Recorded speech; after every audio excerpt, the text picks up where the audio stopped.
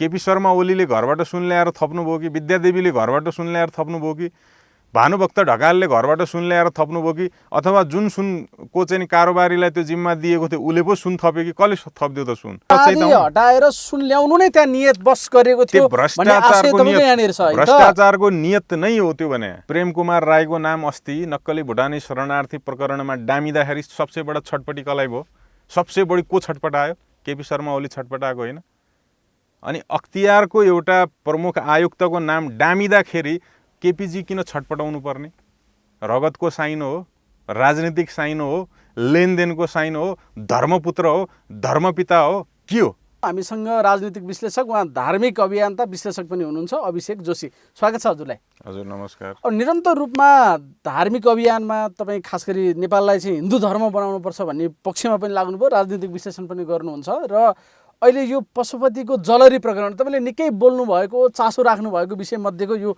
पर्छ भन्ने मलाई लाग्छ अख्तियारको टोली नै गएर जलरी नाप्नुपर्ने जे अवस्था निर्माण भयो र जस्ता खालका चिजहरू आइराखेको छ यसलाई तपाईँले कसरी हेर्नु भएको छ एकदमै लज्जाजनक कुरा हो एउटा टोलीले सुनको जलहरी चढाउने भन्छ पैसा दुरुपयोग गर्छ धनराशि दुरुपयोग गर्छ जबरजस्ती सुनको जलहरी चढाउँछ जबकि सैद्धान्तिक हिसाबले भगवान शिवलाई सुन चढाउने नै होइन जबरजस्ती सुनको जलहरी त्यहाँ चढाइयो त्यतिखेर नै नियतमा खोट छ भन्ने कुरा थाहा भइसकेको थियो त्यस पछाडि दोस्रो निर्लज्ज लाजै नलाग्ने काम के गरियो त भन्दा जलहरीमा नाम लेखियो विद्यादेवी भण्डारी केपी शर्मा ओली भानुभक्त ढकाल भनेर त्यो चाहिँ जलहरीमा नाम कुद्ने काम गरियो र अहिले आएर फेरि लाजै मर्दो अर्को काम के भयो त भन्दा त्यो जलहरी उखाड्ने काम गरियो अब यहाँनिर आस्था कहाँनिर छ यहाँनिर देउता कहाँनिर छ यहाँनिर धर्म कहाँनिर छ यहाँ विश्वास कहाँनिर छ त यो पशुपतिनाथको जलहरी काण्ड भनेको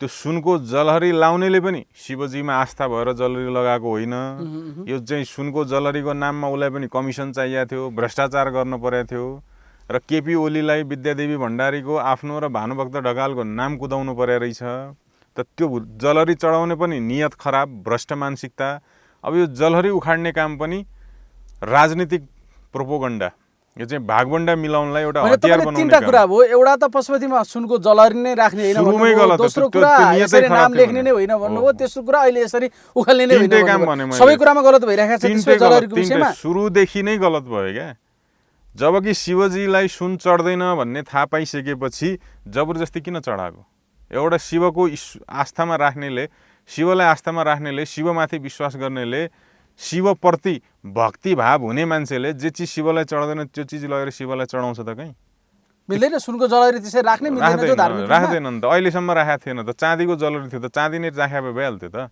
अब चाँदी राख्दा धेरै कमिसन नआउने भयो चाँदी राख्दा ठुलो मात्रामा भ्रष्टाचार खानेको लागि राखेको छ सुनको जलहरी सर प्रमाणित भएन त यो भन्दा अघिल्लो सदस्य त सबै बेच्छु त अहिले प्रारम्भिक निष्कर्ष आइराखेको छ जति किलो त्यहाँ हो अझ बढेर पो आयो भन्ने खालको कुरा आइराखेको छ अघिल्लो चोटि घटेको चिज एकाएक बढ्छ कसरी आइराखेको हो त बेइमानी अब सुन्नुस् यहाँ बेइमानी के भयो त भन्दा हिजो सबैको मिलेमतो भयो जलहरीको नाममा खाए आज यहाँ राजनीतिमा भागबण्डा मिलाउनलाई यहाँ राजनीतिक शत्रुता साध्नलाई जब त्यो जलहरीलाई चाहिँ नि साधन बनाउने कुरा आयो त त्यस पछाडि त्यसमा थपथाप गर्ने कुरा भइदियो थपथाप गर्दा बढेर आयो यो त अचम्मै लाग्दो घटना भएन र भने उसले जोखेर पुरै तपाईँको चाहिँ हरिसाप गरेर चाहिँ यति मात्रा भनेर भनेको छ त्यो मात्राभन्दा बढेर आउने को चाहिँ त्यस्तो चाहिँ शिवको परम भक्त निस्क्यो केपी शर्मा ओलीले घरबाट सुन ल्याएर थप्नुभयो कि विद्यादेवीले घरबाट सुन ल्याएर थप्नुभयो कि भानुभक्त ढकालले घरबाट सुन ल्याएर थप्नुभयो कि अथवा जुन सुनको चाहिँ कारोबारीलाई त्यो जिम्मा दिएको थियो उसले पो सुन थप्यो कि कसले थप्दियो त सुन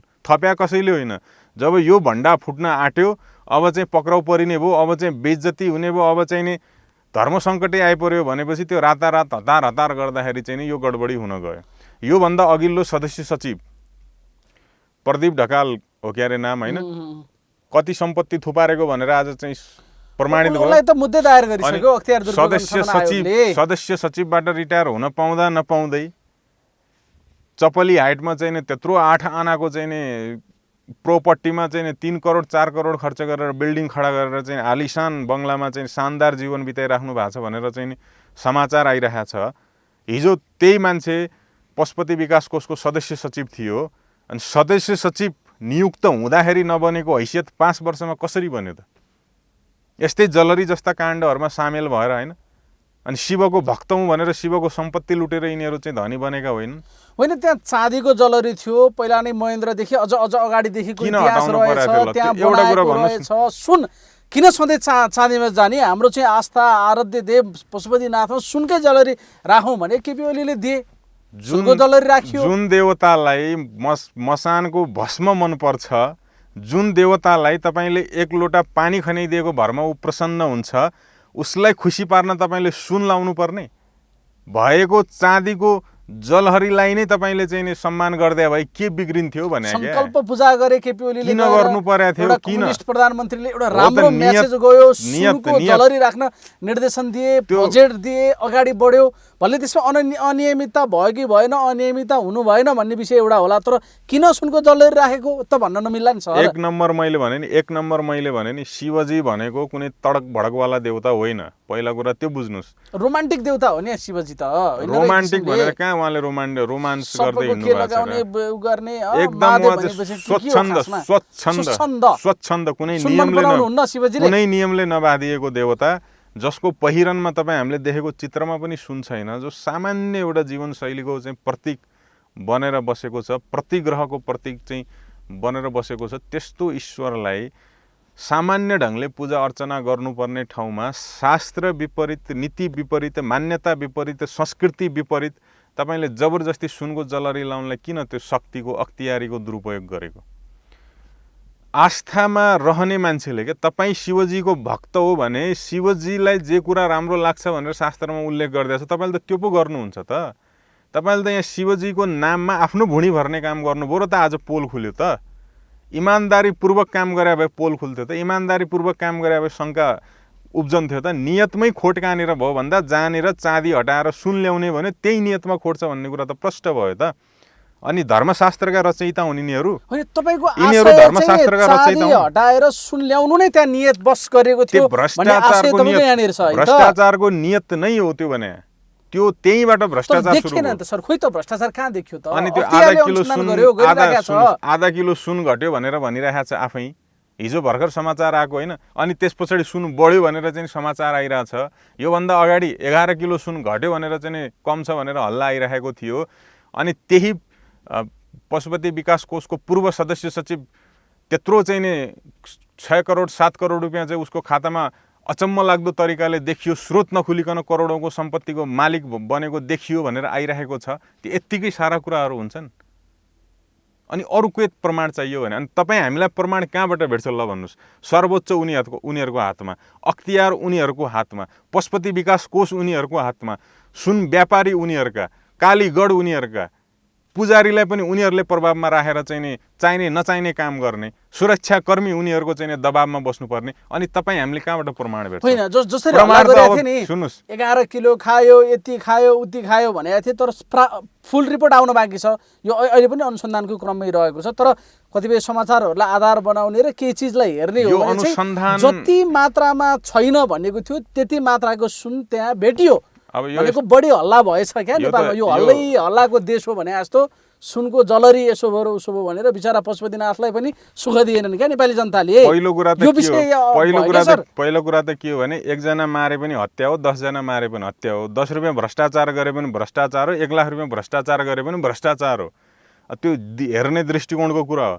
तपाईँ चाहे आधा किलो सुनको चाहिँ नि कुरा गर्नुहोस्, चाहे 11 किलो सुनको कुरा गर्नुहोस्, अथवा बढेर आएको सुन भन्नुहोस्, जेसुकै भन्नुहोस्, यो सारा जति पनि यो चाहिँ तिगडमबाजी भयो, जति पनि चाहिँ समाचारहरू अहिले सार्वजनिक भइरहेका छन्, सबै कुराले के सङ्केत गर्छ भने भ्रष्ट नियत, कमिसनखोरी नियत, पशुपतिनाथको सम्पत्ति लुट्ने नियतले त्यहाँनिर चाहिँ सुनको जलरी लाउने प्रपञ्च रचिएको थियो।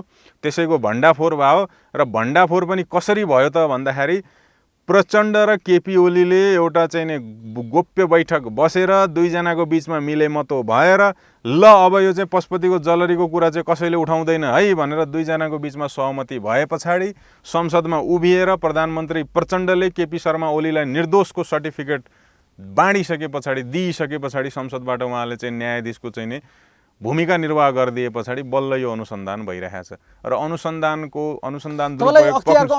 विश्वसनीयतामा प्रश्न भएको छ। त्यहाँको प्रमुख आयुक्त को हो? प्रेमकुमार राई। प्रेमकुमार राईको नाम अस्ति नक्कली भुटानी शरणार्थी प्रकरणमा डामिँदाखेरि सबसे बडा छटपटी कसलाई भयो? सबसे बढी को छटपटायो? केपी शर्मा ओली छटपटाएको होइन? अनि अख्तियारको एउटा प्रमुख आयुक्तको नाम डामिँदाखेरि केपीजी किन छटपटाउनु पर्ने? रगतको साइन हो, राजनीतिक साइन हो, लेनदेनको साइन हो, धर्मपुत्र हो, धर्मपिता हो, के हो? र प्रेमकुमार राई भनेको एमालेको कार्यकर्ता मान्छे हो, एमालेको स्कुलिङबाट गएको मान्छे हो भन्ने कुरा कसलाई जानकारी छैन? सबलाई जानकारी छ। अनि राजनीतिक दलले देशका सरकारका सबै अङ्गहरूमा आफ्ना मान्छे अनि सर मैले भनेको ल ठिक छ, जे प्रश्न आयो अख्तियारले अनुसन्धान गर्यो, दुधको दुध पानीको पानी छुट्याउने भयो भनेर तपाईँले यसलाई राम्रो अर्थमा हेर्नु भएको छ कि अख्तियारको अनुसन्धानमा नै खोट छ भन्ने कोणबाट तपाईँको विश्लेषण हो कि के हो त? अनुसन्धान गरेन किन नगरेको भन्ने, फेरि अनुसन्धान गर्यो किन गरेको भन्ने कुराले त फेरि पनि निष्कर्ष त निस्किँदैन। पूर्वाग्रही दृष्टिकोण भयो किन नगरेको भन्ने कुरा नि पूर्वाग्रह र आग्रह होइन भने पहिलो कुरा त एक नम्बरमा तपाईँ हामीले के कुरा बुझ्नु पर्यो भने नि शिवजीलाई सुन चढाउन हुँदैन भन्ने शास्त्रीय मान्यता छ। जब शास्त्रीय मान्यता विपरीत गएर कसैले कुनै काम गरिदिन्छ भने त्यसले भन्न पर्यो त शास्त्रको चाहिँ आधिकारिक व्याख्या त म भन्नु पर्यो, शास्त्र मैले रचना गरे भन्नु पर्यो, शिवजीको पूजा पद्धति उपासना पद्धति सारा कुरा मैले निर्माण गरे हूँ भनेर कि त्यसले त्यसको चाहिँ आधिकारिकता जिम्मा लिन पर्यो? होइन भने शास्त्रले निषेध गरेको काम तपाईँले किन गरे? शास्त्रले निषेध गरेको काम गरेर कुन प्रकारको भक्ति तपाईँले गर्न खोजेको? अनि त्यहाँनिर नियतमा खोट छ भन्ने किन भन्ने त अब? र त्यस पछाडि तपाईले सुनको जलरी चढाएदेखि आजसम्म त्यो विषय विवादित भएर त बसिरहेको छ त। तपाईले त्यसको चाहिँ सारा प्रमाण जनतालाई देखाउन सक्नु भएन, त्यसमा आफूलाई चोख्याउन सक्नु भएन, यसमा चाहिँ नि कुनै पनि घोटाला भएको छैन भनेर कसैलाई पनि चित्त बुझ्दो जवाफ दिन सक्नु भएन। तपाईले सेटिङ गर्नुभयो प्रचण्डजीसँग, अनि त्यस पछाडि प्रचण्डजीले तपाईलाई निर्दोषिताको प्रमाणपत्र दिनुभयो सदनमा उभिएर, अनि फेरि त्यस पछाडि किन त्यो चाहिँ जलरी चाहिँ अनुसन्धान गर्न पर्यो? कहिले आधा किलो घट्यो भनेर समाचार किन हल्ला फैलाउनु पर्यो? कहिले बढेर आयो भनेर किन हल्ला फैलाउनु पर्यो? यही बेलामा पूर्व चाहिँ सदस्य सचिवलाई चाहिँ 7 करोड 8 करोडको चाहिँ गैर कानुनी सम्पत्ति थुपार्यो भनेर चाहिँ फेरि किन त्यसलाई पक्राउ गर्नु पर्यो? त्यो सुनको जलहरी पशुपतिनाथमा चढाइराख्दाखेरि को थियो त्यहाँको चाहिँ सदस्य सचिव? यही प्रदीप ढकाल होइन? अनि यी सबै कुराहरू हेर्दाखेरि त्यहाँ गडबडी छ। देखिएन त गडबडी। स्थापित गर्न खोज्नु भएको कुरा चाहिँ त्यो चाँदीको जलरी हटाएर सुनको जलरी राख्ने निर्णय नै खोटपूर्ण छ, नियत बस छ, भ्रष्टाचार गर्ने नियतले सुरु भएको छ हैन त? तपाईले भनेको विषय यो नाम आयो भन्ने विषयमा नि वितण्डा मचिराखेको छ नि अहिले। केपी ओलीको नाम लेखेर रहेछ रे, विद्या भण्डारीको रहेछ रे, भानुभक्त ढकाल रहेछ रे, त्यो त छुट्टै ताम्रपत्रमा कतै बाहिर लेखेको भन्ने कुरा जलरी भित्रै त लेखेको हैन त त्यो विषय त। पहिलो कुरा त के हो भने त्यो जुन जलरी शिवजीलाई चढाइयो, पशुपतिनाथलाई चढाइयो, त्यो कसको सम्पत्ति हो? त्यो 3 जना व्यक्तिको घरको निजी सम्पत्ति हो कि नेपाल सरकारको सम्पत्ति हो कि पशुपतिनाथको सम्पत्ति हो कि जनताको सम्पत्ति हो कि कसको सम्पत्ति हो त? त्यो पहिला कुरा त त्यो निर्णय राज्यको सम्पत्ति हो, राज्यको सम्पत्ति हो। तर उहाँहरू प्रधानमन्त्री उहाँ हुनुहुन्थ्यो, बाहिर अन्त पनि चलन छ नि, फलानुले यसरी उहाँको बाहुलीबाट शिलान्यास गरियो, सुसम्पन्न भयो, अरू प्रोजेक्टमा पनि गरिन्छ क्या सर? यो त एउटा सामान्य अभ्यास हो। यसलाई यत्रो हल्लाखल्ला गरेर यस्तो गर्नुपर्ने विषय हो र यो धर्म संस्कृतिको विषय भनेको यसरी मजाक गर्ने विषय होइन। हेर्नुहोस्, राज्य संयन्त्र गम्भीर हुनु पर्यो क्या यो विषयहरूमा। जे मन लाग्यो त्यही गरिदिने, जे मन लाग्यो त्यही गरिदिने। फेरि यसमा त राजा महेन्द्रको पनि नाम लेखिया छ, त्यहाँ लेखेको विवरणै मैले ल्याएको छु यहाँ। त्यहाँ केपी ओलीको मात्रै पनि त नाम लेखेको छैन रहेछ नि त।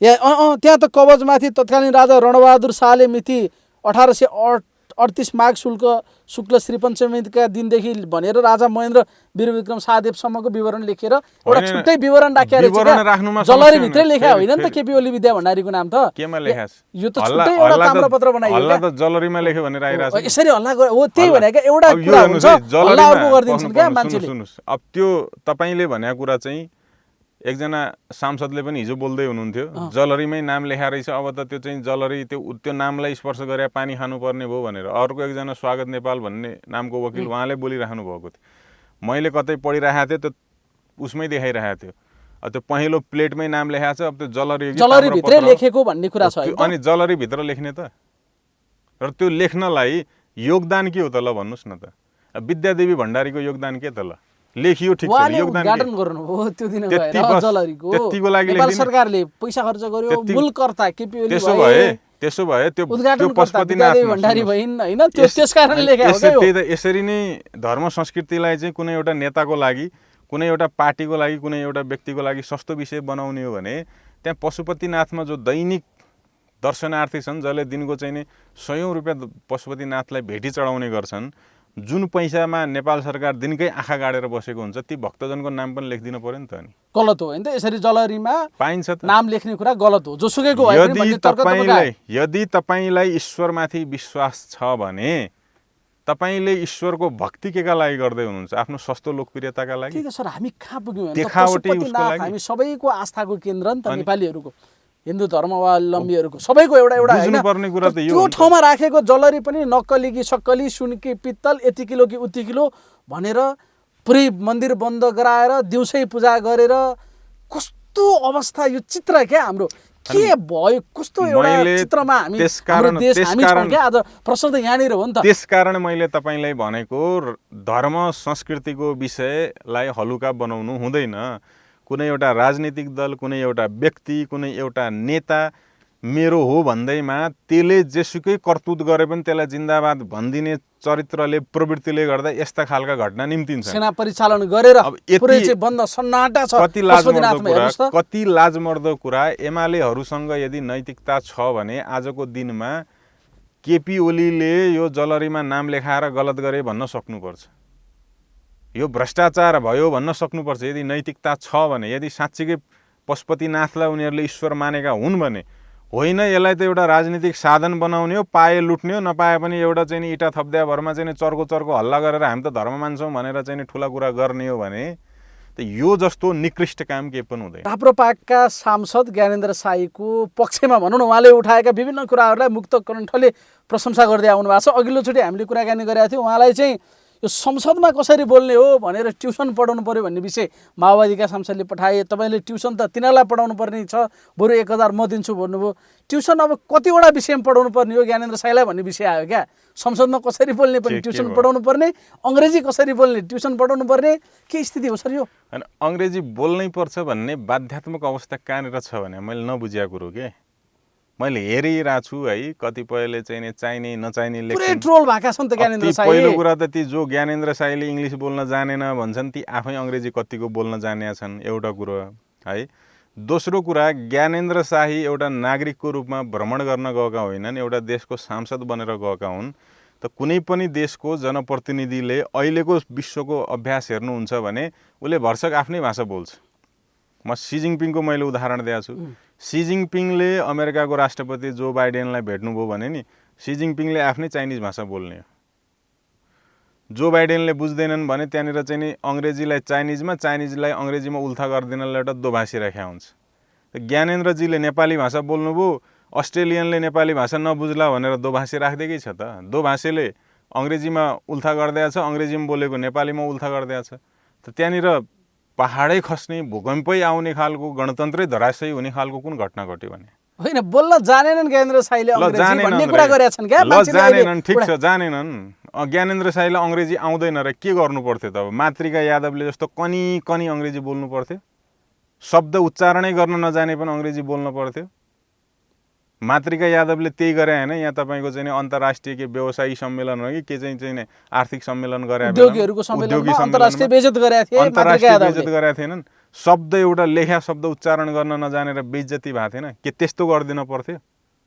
एउटा देशको जनप्रतिनिधिको हैसियतले अस्ट्रेलियनले आफ्नो भाषा बोलिराख्दाखेरि ज्ञानेन्द्रजीले आफ्नो भाषा बोल्दा देशको अपमान हुन्छ भने के गर्नु पर्थ्यो त? देशको इज्जत राख्नलाई ज्ञानेन्द्र साईको चाहिँ अलिकति अयोग्यता देखियो भने अपमान र मानको कुरा छैन क्या। ज्ञानेन्द्र साईको अयोग्यता देखियो भन्ने विषय मात्र त हो नि। नेपाली भाषा बोल्दा अयोग्यता देखियो त योग्यता देखाउन के गर्नु पर्थ्यो त? मातृका प्रसाद यादवकै जस्तो गर्नु पर्थ्यो?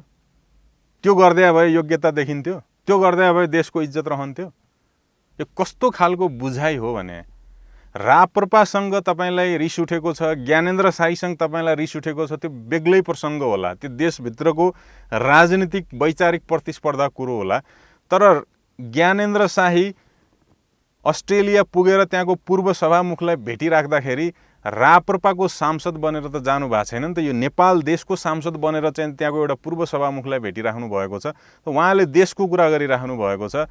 उहाँले चाहिँ नेपालको जडीबुटी र स्याउलाई चाहिँ नि अस्ट्रेलियामा बजार दिनु पर्यो भन्ने कुरा गरिराख्नु भएको छ। त्यस्तो राम्रो कुरा गरेको चाहिँ नि कसैले नदेख्ने, अनि कहाँ गएर चाहिँ नि कुरो अड्काइदिने त भन्दा अङ्ग्रेजी बोल्न जानेन र जानेन र के गर्ने त अब ल भन्नुहोस् न। अब के प्रचण्डजीलाई लिएर जाने अस्ट्रेलिया सभामुखलाई भेटाउन, कि माओवादीको अर्को खुङखार अङ्ग्रेजी बोल्ने मान्छे लगेर चाहिँ नि ल ज्ञानेन्द्रजीले बोल्नु भएन हाम्रो कि मातृका यादवलाई लिएर, सही भन्नुभयो, कि मातृका यादवलाई लिएर जाने हो त, लेखेर चाहिँ ल बोल्नुहोस् उसको अगाडि उभिएर भनेर। यो यति वाहियात र चाहिँ बहस भयो नि, सामाजिक सञ्जाल 3 दिनदेखि रङ्गियो नि जसरी ज्ञानेन्द्र साईको अङ्ग्रेजीमा। किन दरिद्र हाम्रो बौद्धिक दरिद्रताको एउटा नमुना हो सर यो। एकदम यो बौद्धिक दरिद्रता हो। अर्को कुरा, ज्ञानेन्द्र शाहीको बढ्दो इमेज र क्रेजसँग तर्सेकाहरू, त्यो उनको हाइट देखेर छटपटाइरहेकाहरूले उल्टी गर्ने ठाउँ नपाएर अवस्थामा, बान्ता गर्ने ठाउँ नपाएर अवस्थामा के गरे त भन्दा यो फजुल कुरालाई उचाले। कुनै बेलामा राजा महेन्द्रले अमेरिकाको संसदमा नेपाली भाषामा सम्बोधन गर्नुभयो, अमेरिकनले बुझेनन् र पनि ताली पड्काए।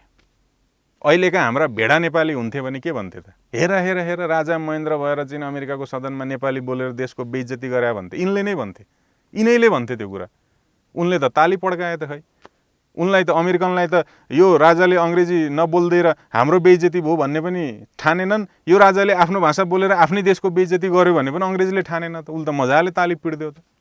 राजा महेन्द्रको पनि यस्तो भएको थियो होइन। मलाई त के लाग्छ भने विश्वको राजनीतिक इतिहासमा विदेशीको अगाडि अथवा भनौँ अन्तर्राष्ट्रिय फोरममा आफ्नो देशको भाषामा बोल्नुपर्छ भन्ने चलनै राजा महेन्द्रले चलाउनु भयो कि जस्तो लाग्छ मलाई।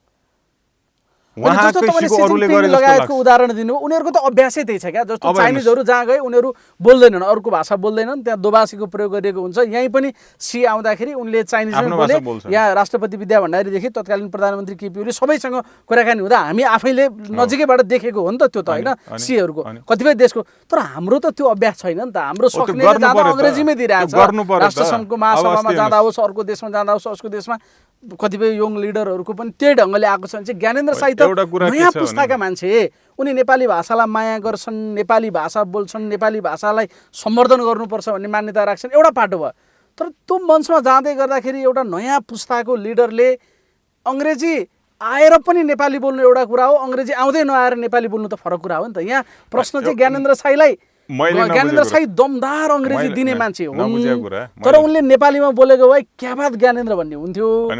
बिचरालाई अङ्ग्रेजी बोल्नै आएन, नआउँदै हेर दोभाषी राखेर मुन्टो मात्रै हल्लाउनु पर्ने अवस्था आयो भनेर मान्छेले यसलाई सकारात्मक हिसाबमा पनि चर्चा गरेका होला नि। हामीले यो कोणबाट चाहिँ नहेरिदिने यो विषय। तपाईँकै कोणबाट हेरेकै मैले त्यही भएर सुरुमै भने ल आउँदैन रे त, अब के गर्नुहुन्छ त, अब मातृका प्रसाद यादवलाई लिएर जानुहुन्छ त, अब कसलाई लिएर जानुहुन्छ त, अब कि प्रचण्डलाई लिएर जानुहुन्छ, कि प्रचण्डको पुत्री लिएर जानुहुन्छ त, कि बिना मगर प्रचण्डको बुहारी लिएर जानुहुन्छ त, किन प्रचण्डको परिवारलाई? होइन, सबसे बढी कुरा त त्यहीबाट निस्किरहेको छ कि सबसे बढी मैले हेरिरहेको छु, सबसे बढी माओवादीकै कार्यकर्ता छन् यो विषयमा होइन, बोल्न जानेन। म त्यही भन्दैछु, राष्ट्रिय प्रजातन्त्र पार्टीसँग वैचारिक विमति भनेको आन्तरिक कुरा हो, तर राष्ट्रिय प्रजातन्त्र पार्टीसँग वैचारिक विमति छ भन्दैमा अस्ट्रेलियाको अगाडि गएर चाहिँ नि नेपाली बोलेर देशको बेइज्जती गरे कस्तो सोचाइ हो भने आयो। अनि नेपाली के अरे अङ्ग्रेजी बोल्न नजानेर नेपाली बोल्यो अरे बोल्यो त अब के गर्ने त, ल भन्नुहोस् त।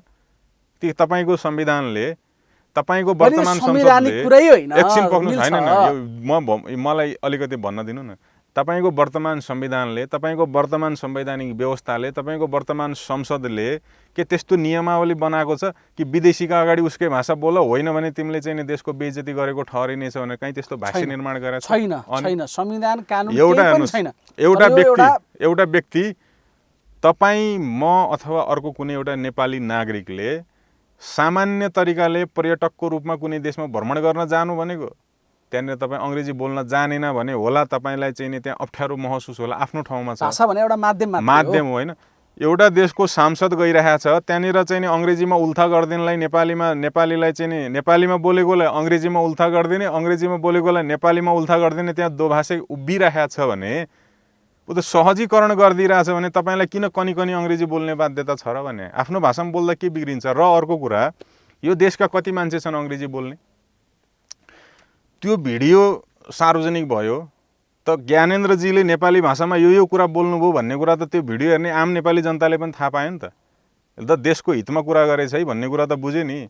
जडीबुटी निर्यातको कुरा गर्नुभएको छ, स्याउ निर्यातको कुरो गर्नुभएको छ, दुई देशका व्यापारीहरूको बिचमा परस्परमा चाहिँ सौहार्दको सम्बन्ध विकास गर्नु पर्यो भन्ने कुरा गर्नुभएको छ। उठेको सवाल चाहिँ त्यसमै जान लाग्यो म। नेपालको भाषालाई माया गरेर विदेशी भूमिमा गएर किन विदेशी बोल्ने भनेर नेपाली बोलेका कि अङ्ग्रेजी बोल्न नआएर नेपाली बोलेका भन्ने मात्रै अहिलेको डिस्कसनको पार्ट हो के खासमा? त्यसमै आउन लागे, म त्यसमै आउन लाग्यो। मैले यो भन्न किन जरुरी ठाने भने नि उनले यी तमाम कुरा नेपाली भाषामा बोलिराख्दाखेरि उनको भिडियो हेर्ने एउटा सामान्य नेपालीले पनि के बुझ्यो त भन्दा ज्ञानेन्द्रजीले यो कुरा उठाइदिनु भयो भन्ने कुरा बुझ्यो।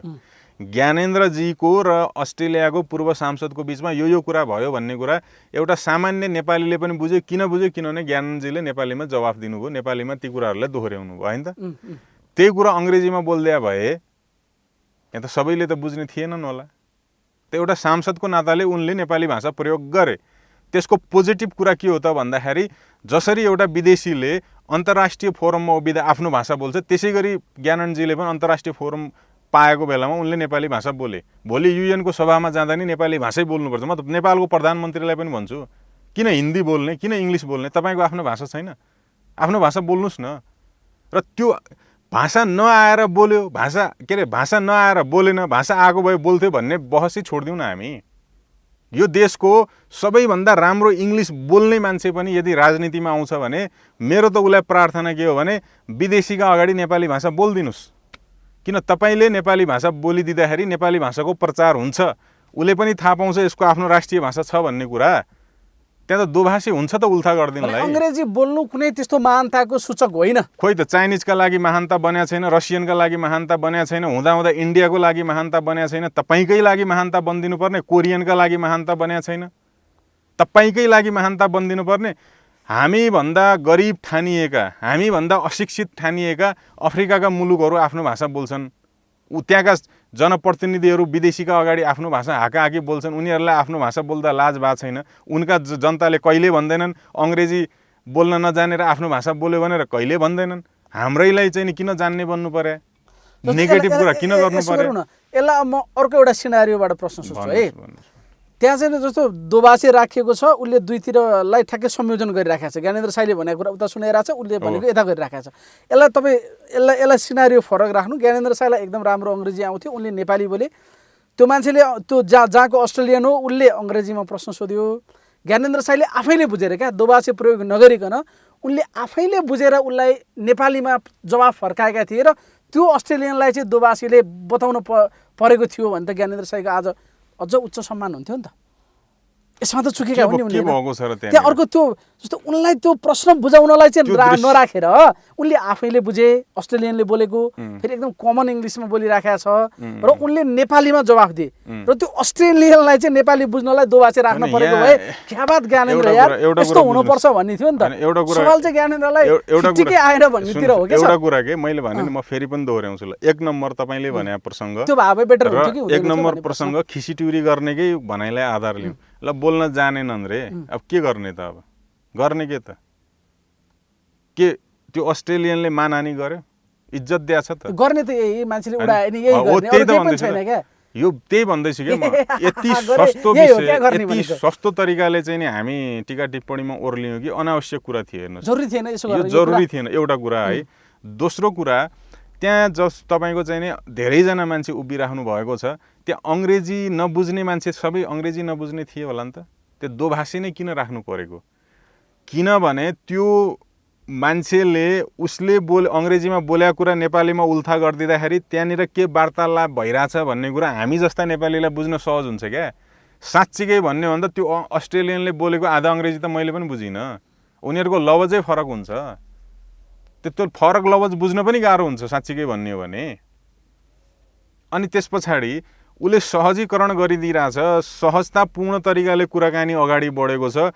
उसले ज्ञानेन्द्रजीलाई नेपालको सांसदको रूपमा स्वीकार गरेको छ, नेपाली भाषालाई स्वीकार गरेको छ। उसले यो अङ्ग्रेजी बोल्न नजान्दो रहेछ भनेर पनि भनेको छैन। र ज्ञानेन्द्रजीको कुनै पनि हाउभाउ त्यस्तो छैन कि के अरे मैले यसको बोलेको त केही पनि बुझिनँ भन्ने खालको हाउभाव पनि छैन। उनले एउटा चाहिँ नि रोल खेलिदिइरहेका छन्, सहजीकरण तरिकाले उपस्थित भइरहेका छन्। त्यो हेर्दाखेरि त्यहाँनिर दोभाषी उपस्थित हुनुको पनि एउटा औचित्य देखिएको छ। होइन तपाईँले भने जस्तो चाहिँ नि उसले चाहिँ नि अङ्ग्रेजीमै जवाफ दिने भन्दै भए पनि सकिजान्थ्यो त कुरो, नेपालीमै बोल्नुपर्ने बाध्यता पनि किन आइपर्थ्यो र। त यो चिज मैले फेरि पनि दोहोऱ्याउन चाहेँ कि यो बखेडा गर्ने चिज पनि होइन, साँच्चीकै सिरियसली बुझ्नुहुन्छ भने गर्नुपर्ने विषय नै होइन। विषय नै होइन। अहिले यो म्याटरमा हामी बोल्नुपर्ने जरुरी पनि थिएन, तर यिनीहरूले यसरी हल्ला गरे कि यो बोल्नै पर्ने भयो। नकारात्मकता यो ज्ञानेन्द्र, मैले भने नि एक त ज्ञानेन्द्रजीसँग यी क्रान्तिकारीहरू धेरै नै चिडिन्छन्, हेर्नुहोस् धेरै ओभर चिडिन्छन्। त्यस पछाडि राप्रपा भनेपछि त यिनलाई त टाउकै दुखेर आउँछ, प्रेसर नै हाई भएर आउँछ। त्यही भएर कहाँनिर चाहिँ छेड हानौँ। अब भ्रष्टाचारमा फसाउँ भन्नलाई भ्रष्टाचारी यिनकै मान्छे भए, राप्रपाका त कोही भ्रष्टाचारी छैनन्। अब भ्रष्टाचारमा फसाउन नसक्ने भए गर्ने के त भन्दा यस्तै विषयमा हलुका बनाउन पाइन्छ कि उडाउन पाइन्छ कि भनेर चाहिँ ताक परे शिकार गर्ने भन्ने हिसाबले बसिरहेका हुन्छन्। तर हिजो अस्ति भर्खरै ज्ञानेन्द्रजीलाई यसरी यिनले सामाजिक सञ्जालमा ट्रोल गरिराख्दाखेरि, उडाइराख्दाखेरि नि नरेन्द्र मोदी अमेरिका भ्रमणमा पत्रकार सम्मेलनलाई सम्बोधन गर्दा हिन्दीमा उहाँले जवाफ दिनुभयो। प्रश्न सोध्नेले अङ्ग्रेजीमा सोधेको छ है। अनि त्यही अमेरिकामा फेरि अर्को एउटा स्पिच दिँदाखेरि नरेन्द्र मोदीजी अङ्ग्रेजीमा बोलिराख्नु भएको छ। अब उडाउन चाहनेले त त्यो पत्रकारले अङ्ग्रेजीमा सोधेको थियो, त्यसले नेपालीमा हिन्दीमा बोले, पत्रकारले त के बुझ्यो होला र भनेर पनि उडाउन सक्छ नि त। तर त्यहाँका दिग्गज पत्रकारहरू, नरेन्द्र मोदीको आलोचना गर्नेले पनि र नरेन्द्र मोदीको समर्थन गर्नेले पनि कसैले पनि यति हलुका तरिकाले चाहिँ त्यो विषयमा प्रवेश गरेनन्। हाम्रा यहाँका आफूलाई क्रान्तिकारी ठान्ने कतिपय त गल्फमा मजदुरी गर्न बाध्य छन् होला, आफैलाई अङ्ग्रेजी कति आउँछ थाहा छैन होला, आफैलाई चाहिँ नेपालको चाहिँ राष्ट्रियता के हो, धर्म संस्कृति के हो, भाषाको सम्मान के हो भन्ने कुरा बुझ्न सकिरहेको अवस्था छैन।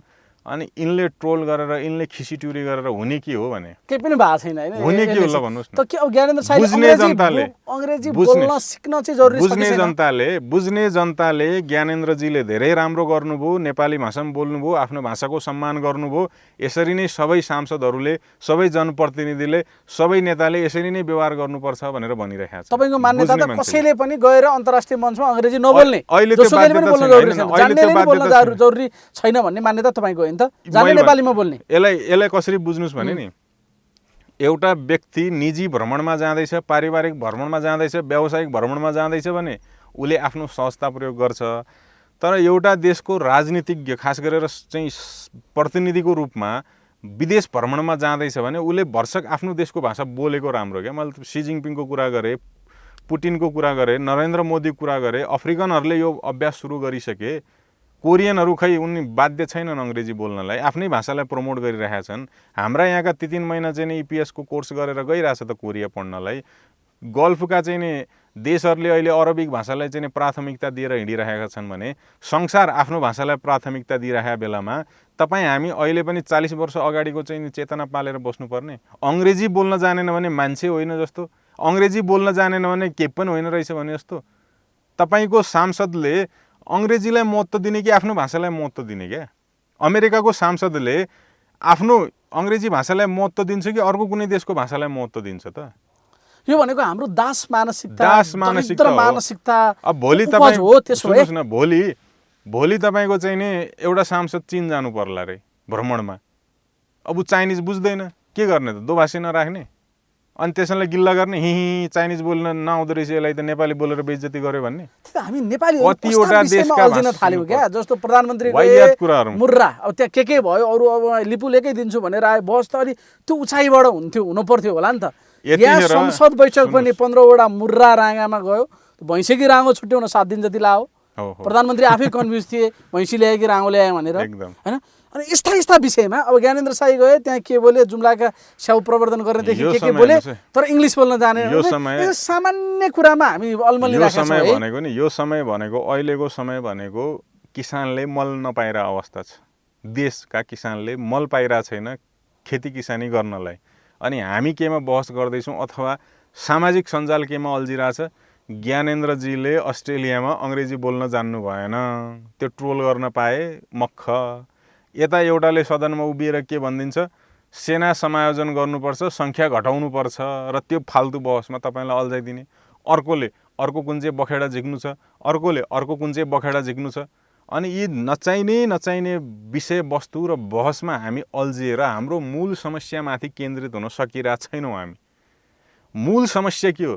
अस्ति तपाईँको ग्रेटर नेपालको कुरो निस्क्यो, खै त त्यसलाई निचोड दिन सक्या, खै त्यसलाई निकास दिन सक्या, खै सदनमा ग्रेटर नेपालको नक्सा राखौँ भनेर कसैले बोलेको, खै त त्यहाँबाट अगाडि बढेर ज्ञानेन्द्रको अङ्ग्रेजीसम्म पुगिसक्यो। म त्यही भन्दैछु के तपाईँका आफ्ना मूलभूत समस्या, तपाईँको आफ्नो मूलभूत परिचयको कुरा, तपाईँ आफू कसरी चाहिँ नि बलियो भएर बस्ने भन्ने कुरा, तपाईँको राष्ट्रियता, धर्म, संस्कृति, भाषा लगायत आन्तरिक समस्या, किसानका समस्या, व्यापारका समस्या, भ्रष्टाचारका समस्याहरूमा तपाईँको बहस फोकस हुनुपर्नेमा, सारा देशको ध्यान, सबैको ध्यान त्यसमा हुनुपर्नेमा त्यतापट्टि ध्यान दिन आँटे भनेर चाहिँ नि त्यसलाई चाहिँ नि अर्कैतिर मोडिदिने र यस्तो विषयमा मोडिदिने जसको कुनै औचित्य नै छैन आजको दिनमा, जुन कुराको औचित्य नै छैन आजको दिनमा। भने नि मान्छेले ल अङ्ग्रेजी राम्रो बोल्न जान्ने मान्छेले ज्ञानेन्द्र साईसँग चुनाव लडेर देखाओ, जितेर देखाओ पनि भनिदिएका छन् मान्छेले। यस्तो छ, यो भाषा बोल्न जानेकै कारणले कोही चुनाव जितिहाल्ने पनि होइन, भाषा बोल्न जानेकै कारणले कोही मङ्गल ग्रहमा पुगिहाल्ने पनि होइन। र अङ्ग्रेजीमा तपाईँ एकदमै पोख्त खतरनाकै अङ्ग्रेजी बोल्नुभयो, अमेरिकनले भन्दा खतरा अङ्ग्रेजी बोल्ने तपाईँ हुनुभयो भन्दैमा पनि तपाईँ यो देशको प्रधानमन्त्री बनिहाल्ने होइन। एउटा चाहिँ जनप्रतिनिधि भइराख्दाखेरि जस्तो विश्वका अन्य देशले अभ्यास गर्दैछन् आफ्नो भाषालाई अन्तर्राष्ट्रिय भाषा बनाउनलाई, तपाईँले अभ्यास गर्ने कि नगर्ने भन्ने कुरा मात्रै हो। आफ्नो भाषालाई तपाईँले स्थापित गर्नलाई पहल कदमी लिने कि नलिने। आज ज्ञानेन्द्रजीले पहल कदमी लिनुभयो, अब त्यसलाई खिसीट्युरी गरेर उडाउने हो अथवा त्यसलाई एउटा आधार बनाएर त्यसलाई एउटा चाहिँ नि अभ्यासलाई निरन्तरता दिनु पर्यो भन्ने तपाईको मान्यता हो। अभ्यासको सुरुवात मानेर जान्नेले पनि नबोलौँ, अन्तर्राष्ट्रिय मञ्चमा जाँदाखेरि जान्नेले पनि नबोलौँ। मेरो देशको प्रधानमन्त्रीले विदेशमा गइराख्दाखेरि आफ्नो भाषा बोल्न किन कन्जुसी गर्ने? अङ्ग्रेजी भाषाको सहारा किन लिने? हिन्दी भाषाको सहारा किन लिने? चिनिया भाषाको सहारा किन लिने? जब उनीहरू आफ्नै भाषामा तपाईँसँग बोल्छन् भने तपाईँलाई किन बाध्यता आइपर्छ उसको भाषा बोल्नलाई? आफ्नै भाषा बोल्नुहोस् न, एउटा दोभाषे बोकेर हिँड्नुहोस् न, के फरक पर्छ? बोक्रे बौद्धिकता किन देखाउने? किन बोक्रे बौद्धिकता देखाउने भने गर्नु नै छ भने आफ्नो माटोको लागि कुरा गर्छौँ हामी, माटोको, राष्ट्रियताको, गौरवको, इतिहासको कुरा गर्छौँ, सार्वभौम सत्ताको कुरो गर्छौँ। अनि तपाईँको सार्वभौम सत्ताको एउटा मानक तपाईँको भाषा होइन, तपाईँको पहिचानको एउटा मानक तपाईँको भाषा होइन, अनि त्यसलाई चाहिँ प्रमोट नगर्ने, तपाईँको राष्ट्रियताको एउटा मानक तपाईँको भाषा होइन, अनि त्यसलाई चाहिँ स्थापित नगर्ने। अस्ति भर्खर पनि नरेन्द्र मोदीको छेउमा बसेर पत्रकार सम्मेलन भइरहेको थियो नि इन्डियामा, नरेन्द्र मोदी हिन्दीमा बोलिराख्नु भएको छ, प्रचण्डजी इङ्ग्लिस किन बोल्नु परेको थियो? कसलाई सुनाउनु छ अङ्ग्रेजीमा? नेपाली बोल्दै भए के हुन्थ्यो? नबुझ्या भए चाहिँ एउटा हिन्दी दोभाषी ल्याएर बुझाउन लाउँथे, के बिग्रिन्थ्यो? आफ्नो भाषा बोल्दै भए हुँदैन थियो? कमसेकम इन्डियाका टेलिभिजनहरूले प्रधानमन्त्री प्रचण्डले ये कहा भन्थे नेपालीमा सुनाउँथे, बुझ्नेले बुझ्थे, नबुझ्नेले नबुझ्थे। त आफ्नो चिजलाई प्रमोट गर्नलाई त त्यतातिर कोही नगर्ने, त्यतातिर कसैले प्रश्न नगर्ने। ज्ञानेन्द्र साईले नेपाली बोल्यो, अङ्ग्रेजी बोलेकै कारणले विद्वान भइन्छ भन्ने यो एउटा भ्रममा भारतीयहरू पनि लामो समय बाँचे। अहिले त्यो भ्रमबाट उनीहरू मुक्त हुन थाले, होइन आफ्नै भाषा बोल्नु पर्दो रहेछ है भन्न थाले। अनि अहिले नरेन्द्र मोदीले पनि त्यही अभ्यास गर्ने, अरूले पनि त्यही अभ्यास गर्ने। अनि हिन्दी भाषालाई चाहिँ नि युएनको चाहिँ एउटा सम्पर्क भाषाको रूपमा कसरी चाहिँ नि यसलाई स्थापित गर्ने भनेर लागि पर्ने, उनीहरू त्यो दिशामा हिँड्ने। चाइनिजहरू आफ्नो भाषा, आफ्नो संस्कृति, आफ्नो साहित्य प्रमोट गर्नलाई हिँडिराख्ने। अनि हाम्रा यहाँका आफूलाई क्रान्तिकारी ठान्ने, आफूलाई गणतन्त्रका चाहिँ नि 21औं शताब्दीका महान विद्वान ठान्ने, यिनलाई चाहिँ अङ्ग्रेजी आउनुपर्ने। अङ्ग्रेजी किन बोल्नु पर्यो? अब तपाईँ फिनल्यान्ड गएपछि कुन भाषा बोल्ने त? जर्मनी गएपछि कुन भाषा बोल्ने त? रसिया पुगेपछि तपाईँ कुन भाषा बोल्ने त? त्यो पनि त आउँदैन। इभन फ्रान्समै जाँदाखेरि पनि लखेड सरी अङ्ग्रेजी बोल्न थाल्यो भने हो त। रसियामा गएर तपाईँले अङ्ग्रेजी बोलेर के गर्नुहुन्छ त? बुझ्दैन उसले तपाईँको अङ्ग्रेजी। अनि तपाईँको विद्वता त रसियनको अगाडि त पानी बराबर हुने भयो। चाइनिजको अगाडि गएर अङ्ग्रेजी फुकेर के गर्नुहुन्छ? बुझ्दैन उसले, वास्तै गर्दैन। अनि त्यस्तो अङ्ग्रेजी, जुन अङ्ग्रेजी विश्वव्यापी चलनमै रहेन अहिले, त्यसलाई फुर्ती लाएर हुन्छ? त्यसमाथि चाहिँ नि केही चाहिन्छ त्यसैमा हुनुपर्छ भनेर चाहिँ हुन्छ त? हजुर, थोरै सन्दर्भ परिवर्तन गरेर कुराकानी गर्दै बिट मारौँ। युवाहरूको चर्चा छ नि त, जसरी भए पनि ज्ञानेन्द्र साईको चर्चा छ, बालिनको चर्चा छ, हर्क साम्पाङको छ, राजेन्द्र लेखदिनको होला, रवि लामिछानेको होला, यसको होला, उसको होला, सामाजिक सञ्जालमा तपाईँको होला। एक ढङ्गले जे भए पनि एउटा बहसको केन्द्रमा युवाहरू छन्। यो त राम्रो पक्ष हो नि एक किसिमले। आयो आएन, जान्यो जानेन भन्दा पनि युवाहरू बहसको केन्द्रमा छन्, काम गर्ने ठाउँमा युवाहरू छन्। एउटा झिल्को देखा परिरहेको छ। यसलाई सकारात्मक रूपमा ल्याउँ न। बहस छ, चर्चा छ, आलोचना छ, स्वाभाविक छ क्या यो बहस हुनुपर्छ। बहस हुनु राम्रो कुरा हो, तर बहस केमा गर्ने? देशलाई चाहिने विषयमा बहस गर्ने हो कि देशलाई नचाहिने विषयमा बहस गर्ने हो? हाम्रो बहस हुनुपर्छ माटोमाथि केन्द्रित हुनु पर्यो क्या। तपाईँको माटो, तपाईँको चाहिँ नि राष्ट्रियता, तपाईँको स्वाभिमान, तपाईँको इतिहास, तपाईँको वर्तमान, तपाईँको अनागत, यी कुराहरूमा तपाईँले बहसलाई आधार बनाइदिनु भयो भने के हुन्छ भने देशले एउटा डाइरेक्सन पाउँछ। युवा पङ्क्तिले भविष्यमा यो काम गर्नुपर्छ भन्ने कुरा उसले समझमा आउँछ, उसले बुझ्छ। हामी त नचाहिने विषयमा अल्झेर, मैले भने नि अहिले तपाईँको बहस हुनुपर्ने थियो किसानले मल किन पाएन।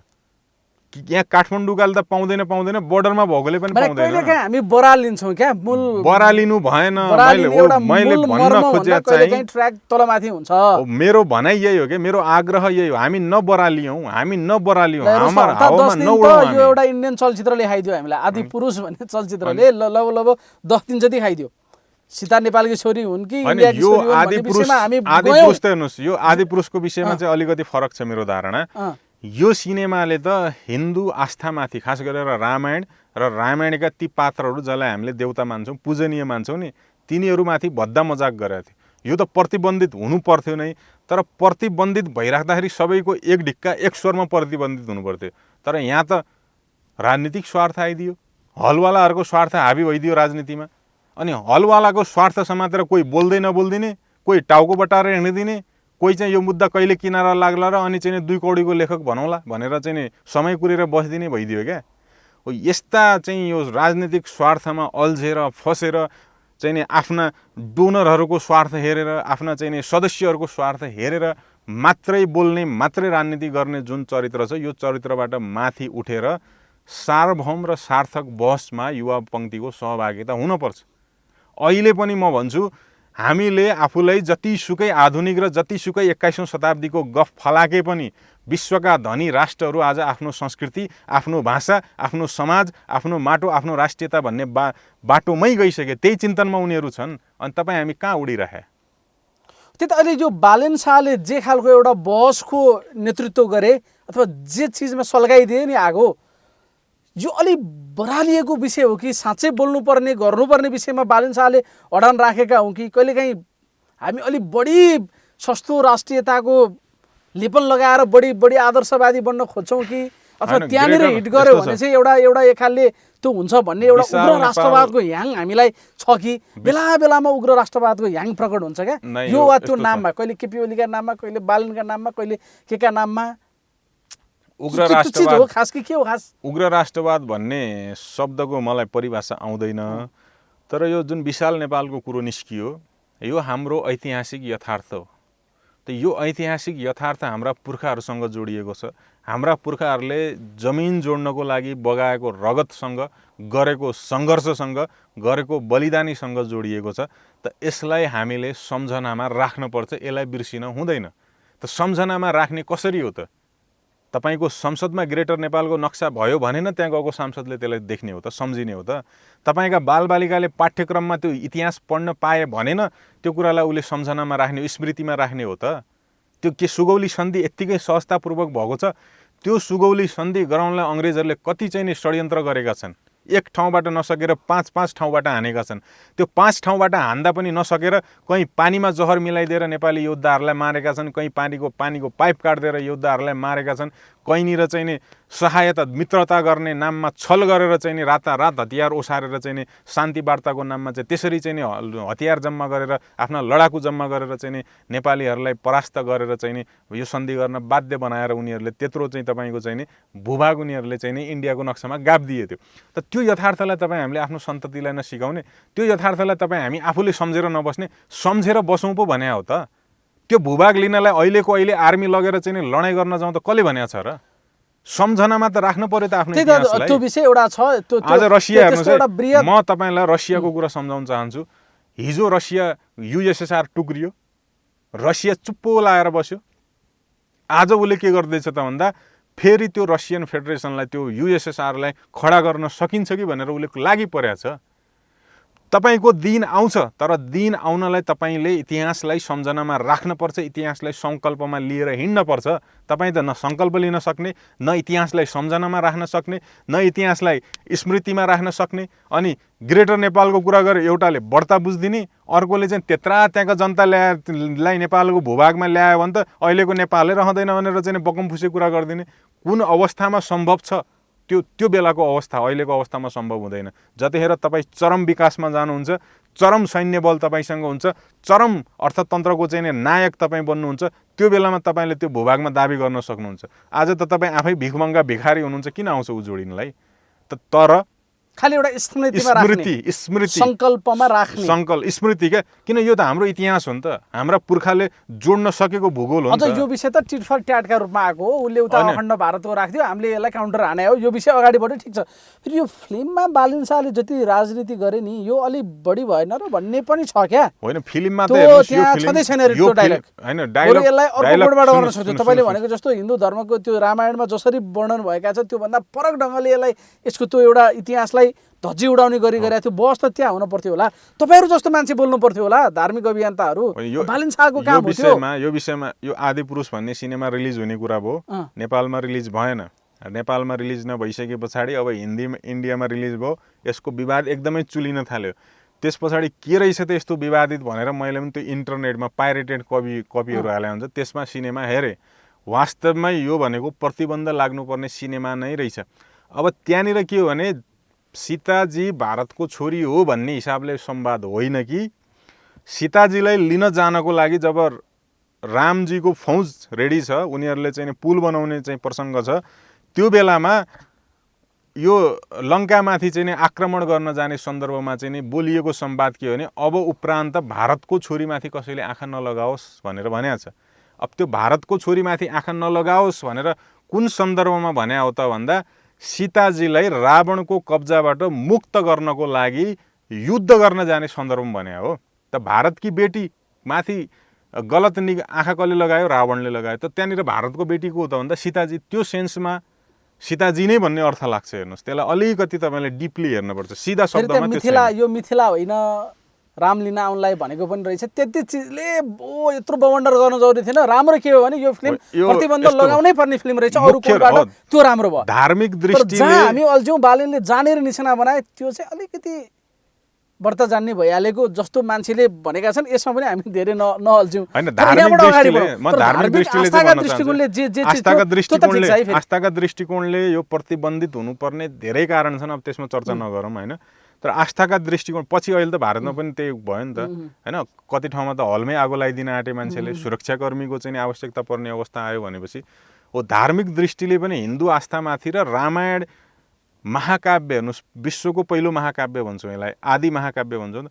तर रामायणमाथि यसले जुन भद्दा मजाक गरेको छ त्यसको दृष्टिकोणले पनि खास त यो नेपाल सरकारले प्रतिबन्ध लाउनु पर्ने थियो, अझ मेयरले भन्दा पनि। क्या चलचित्र विकास बोर्डमा जो छ नि अहिले, त्यो बोर्डले सेन्सर पास गर्दाखेरि नै यो सेन्सर पास हुन नसक्ने सिनेमा रहेछ, यो त हिन्दू आस्थामाथि आक्रमण भयो भनेर त्यसलाई सेन्सरमै त्यसलाई चाहिँ प्रतिबन्ध लगाइदिन पर्थ्यो। तर दुर्भाग्य अब त्यो भइदिएन प्रतिबन्ध। यसरी अगाडि बढ्दै गर्दा कहाँसम्म पुग्यो विषय भन्दा अदालतले गरेको आदेशै म मान्दिनँ भन्ने तहसम्म बालिनले रियाक्ट गरिराखेका छन्। अदालतको अवहेलनामा समेत मुद्दा दायर भइसकेको छ। यहाँ हो क्या मैले फोकस गर्न खोजेको विषय। यति अदालतसम्म गहिरिएर जानुपर्ने विषय थियो यो। मैले भने नि, यो आदिपुरुषको विषयमा हलवालाहरूको डिसिजन चाहिँ मैले गलत देख्छु। हुन त पछि उहाँहरूले चलाउँदिन भन्नुभयो, तर उहाँहरूले के कुरा तर्क के गर्नु भने हामीले पैसा हालेर ल्याएको चिज हो, त्यसकारण हामीले चलाउनु पाउनुपर्छ। अनि पैसा हालेको भन्दामा आस्थामाथि आक्रमण त हुनु भएन नि त, आस्थाको अपमानै गरिदिनु भएन नि त। त्यही हलवालाहरूले पनि त रामजी र सीताजीलाई त भगवान् भनेर ढोक्छन् होला। अनि आफ्नै आराध्यमाथि त्यत्रो व्यङ्ग्य भइराख्दाखेरि, त्यस्तो चाहिँ भद्दा मजाक भइराख्दाखेरि मैले पैसा तिरेको छु, मेरो आराध्यमाथि जस्तो सुकै मजाक भए पनि हुन्छ भन्ने चिन्तन पाल्नु त राम्रो कुरा हो। देशमै हेर्नुहोस्, अब देशमै जब पशुपतिनाथलाई त यिनीहरूले कमाइ खाने भाँडो भ्रष्टाचारको अखडा बनाइदियो भने अरू आस्था त कस्तो आस्था त? अब जुन देउतालाई तपाईँ हामी ढोक्छौँ त्यही देउतालाई त लुट्न बाँकी राख्दैनन् भनेपछि अब बाँकी आस्था भन्ने कुरा त मनमा पनि रहेनछ, मुखमा मात्रै रहेछ। त्यो पनि कतिखेर रहेछ त भन्दा जहाँनिर पैसाको प्रसङ्ग आउँदैन त्यहाँनिर मात्रै आस्था रहेछ भन्ने कुरो देखियो क्या। तथापि हलवालाले अदालत जानुको सट्टा उतापट्टि चाहिँ थ्रेटन गर्न पर्थ्यो क्या। भारतपट्टि सिनेकर्मीहरूलाई दबाब दिनु पर्थ्यो। अनि त्यो दबाब दिए बापत नतिजा चाहिँ के हुन्थ्यो त भन्दाखेरि उनीहरू त्यसलाई सुधारेर त्यसलाई चाहिँ नि सम्पादन गरेर पाच्य हुने किसिमले चाहिँ तपाईँलाई चाहिँ नि कन्टेन्ट उपलब्ध गराइदिन्थ्यो होला नि, विवाद सकिन्थ्यो होला। हलवाला पनि समझदारीको बाटोमा नगएर उता दबाब दिनुपर्ने ठाउँमा यता दबाब दिन थाले।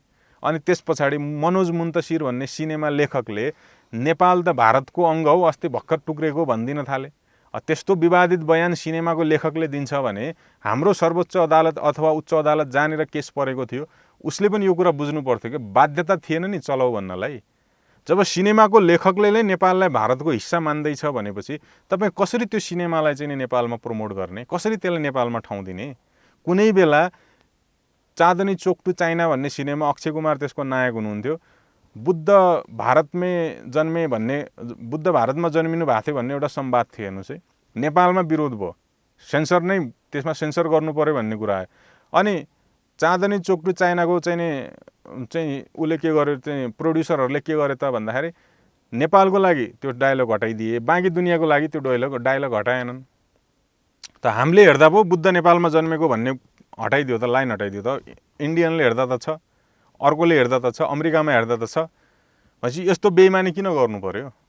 त यो विषयमा हाम्रा हलवालाहरू पनि अलिकति पैसा र चाहिँ त्योभन्दा व्यवसायभन्दा माथि उठेर बालेनजीकै पक्ष लिएर चाहिँ दबाब दिने काम गरिदिएको भए त्यसले फरक नतिजा ल्याउँछ। अदालतमा पनि जान पर्दैन थियो, बरु उता दबाब। र भारतीयहरू पनि हेर्नुहोस् है, भारतीयहरूले पनि के बुझ्थे भने नि नेपालीहरूलाई प्रसङ्गमा ल्याउँदाखेरि चाहिँ होस पुर्याउनु पर्छ, नत्र त हलवाला पनि हाम्रो विरुद्ध खनिन्छन् भन्ने एउटा राम्रो मेसेज जान्थ्यो र त्यहाँ हाम्रा हलवालाहरू चुके होइन त। उनीहरूले पैसा भन्दा माथि सोचेनन्, लगानी गरेर ल्याएको छ, त्यो डुब्ने भयो, यति कमाइन्थ्यो, त्यो नकमाइने भयो, यतातिर लाग्यो हलवालाहरू र हलवालाहरूकै स्वार्थलाई प्रेरित हुने गरी अधिकांश सांसदहरू मौन बस्दिए जब यो विषयमा जबरजस्ती आवाज उठ्यो। बालेनकै मात्र ठेका जस्तो भयो हो, बालेनको ठेका जस्तो भयो। सरकारले स्टन्ट भनिदियो मौरोपाडामा, नेपाल सरकारले स्टन्ट गरे बालेनले भनिदियो। र बालेनले यहाँनिर त्यही कुरालाई टेकेर यो लेखक यसो भन्दैछ, सरकार स्टन्ट भन्दैछ, र अब यहाँनिर सरकार र अदालत दुवै भारतको गुलाम बने। यो कुरा मलाई स्वीकार्य छैन, फिल्म चल्दैन, अदालतको आदेश मानिँदैन, कानुन मानिँदैन, बरु जेसुकै सजाय भोग्न तयार छु भनेर यी सबै पृष्ठभूमिलाई आधार मानेर एउटा कुरा गरे। यसमा केही मान्छेले आलोचना गरेका छन्, धेरैले समर्थन गरेका छन्। यहाँनिर आइपुग्दा बालेन सही के गलत? यहाँनिर म त सही भन्छु, सही हो, बालेन साईलाई सही गरेको हो। अब बालेनजीको आफ्नो एउटा रणनीति होला होइन, उहाँको आफ्नो एउटा राजनीतिक उहाँले चाहिँ नि तयारी गर्दै हुनुहुन्छ होला, जेसुकै होला। तर यो विषयमा अन्य विषयमा मत भिन्नता हुन सक्छ, यो विषयमा चाहिँ बालेनजीले सही गर्नुभयो भन्छु। अदालतको आदेश मान्दिन भने हाम्रो अदालत जस्तो भइदिनु पर्यो भन्छु कि, हाम्रो अदालत जस्तो भइदिनु पर्यो नि। अनि त्यो त बेग्लै बहसको विषय भयो नि। अदालत जस्तो छैन, त्यहाँबाट न्याय हुँदैन, खालि फैसला हुन्छ। कतिले त्यो भनेर एउटा लामो बहस गर्न सकिन्छ, तर पनि हाम्रो बाध्यता के हो भने फैसला आदेशहरू मान्नुपर्ने हाम्रो संवैधानिक बाध्यता हो क्या। फैसलालाई पनि सँगैमा बुझ्नु पर्यो नि। फैसला कस्तो आउँछ भने विकास बोर्डले सेन्सर गरिदिएपछि सिनेमा चल्न पाउनु पर्छ, तर त्यो विकास बोर्डले के सेन्सर गर्यो त भन्ने कुरामा अदालतले चासो राख्दैन। कमसेकम अदालतले यो सिनेमा चल्न देऊ भन्नुभन्दा अगाडि, फैसला गर्नुभन्दा अगाडि अदालतले यसको कन्टेन्ट के छ त, विमति के विषयमा हो, कसरी विषयवस्तु प्रस्तुत भएको छ त भनेर आफैले हेर्ने चाहिँ दुःख गर्दै भए, जमर्को गर्दै भए त सायद हलवालाको पक्षमा चाहिँ निर्णय आउँदैन थियो। तर एउटा ठुलो पङ्क्तिले आलोचना गर्यो नि त, बालेनले आफ्नो एउटा निरङ्कुश चरित्र देखाए। यसरी आदेशलाई, कानुनलाई भनौँ न, कानुनलाई धज्जी उडाउने, च्यालेन्ज गर्ने अधिकार त हुँदैन उनलाई भन्ने ढङ्गले ठुलो एउटा वृत्तले चाहिँ आलोचना गर्यो नि। यो गलत थियो त्यसमै? अब बालेनको पक्ष लिनेले समर्थन गर्ने हो, मैले भने नि बालेन र नबालेनको कुरा भने कानुनको कुरा हो क्या। यहाँनिर कानुनकै विषयमा पनि भने क्या मैले, कानुनलाई पनि मैले बालेनजीले राम्रो गर्नुभयो किन भन्दैछु, किनभने यो विषयमा उहाँको समर्थन गर्दैछु। लुकाउने कुरो त के पनि सिधा कुरा त्यही होइन त। अब बालेनजीले कानुनको धज्जी उडाउनु भयो, यसलाई चाहिँ नमानेर गल्ती गर्नुभयो, कसले भन्दैछ? जसलाई बालेनजीको यो स्टेप मन परेको छैन। कुरो त क्लियर छ नि। होइन, मान्छेलाई हेरेर कानुनको व्याख्या हुन्छ र। बालेनले गरेको कारणले त्यो, अर्काले गरेको कारणले त्यो। नेपालमा गणतान्त्रिक नेपालमा त्यही भइरहेछ। यही एउटा विषयमा मात्रै कानुनको सर्वोच्चतालाई व्याख्या गर्न सकिँदैन, किनभने प्र्याक्टिस त्यस्तै हुँदै आइरहेछ, हामीले देखिरहेछौँ बारम्बार। तर अब यसलाई त अदालतको मानहानीमा मुद्दा पर्यो नि त। अनि मानहानी त योभन्दा अगाडि पनि 10 चोटि भइसक्यो त। पदै त्यही भएर जाने हो मैले कि भने कतै पदै जाने हो कि कारबाही गर्ने हो कि बालेनलाई भन्ने कुरा छ क्या यसले यो के त्यसको हुन्छ लागि त? त ती सबै कुराहरूसँग जुझ्नको लागि त बालनजी सायद प्रिपेयर नै भएर बस्नु भएको छ उहाँले होला। लेख्नु भएको छ जुनसुकै सजाय भोग्न तयार छु भनेर लेखिसके तर- पछाडि त प्रिपेयर भएरै तर- भनेको तर अर्थ लाग्छ है। तर केवल बालनजीको यो विषयलाई समातेर यसलाई चाहिँ एउटा नजिर बनाउने हिसाबले सबैभन्दा माथि कानुन हुन्छ, अदालतको फैसला मान्नुपर्छ भन्ने भाष्य निर्माण गर्न पाइँदैन। किनभने योभन्दा अगाडि पनि अदालतका निर्णयहरू नमानेका, भङ्ग गरेका, तोडिएका, अमान्य गरिएका, त्यसलाई चाहिँ नि उल्टाउने काम गरिएको, दबाब दिने काम गरिएको थुप्रो घटनाहरू छन्। जस तपाईँलाई स्वाद परेको छ होइन त? मलाई त एकदम स्वाद परेको छ। किनभने बालेन शाहको कुरामा तपाईँलाई स्वाद परेको छ। दुईटा विषयमा, अखण्ड नेपाल, ग्रेटर नेपालको विषय र आदिपुरुषको विषयमा चाहिँ नि उहाँको काम चाहिँ मलाई 100% राम्रो लागेको छ। थ्याङ्क यू, धेरै धेरै धन्यवाद छ। हस्।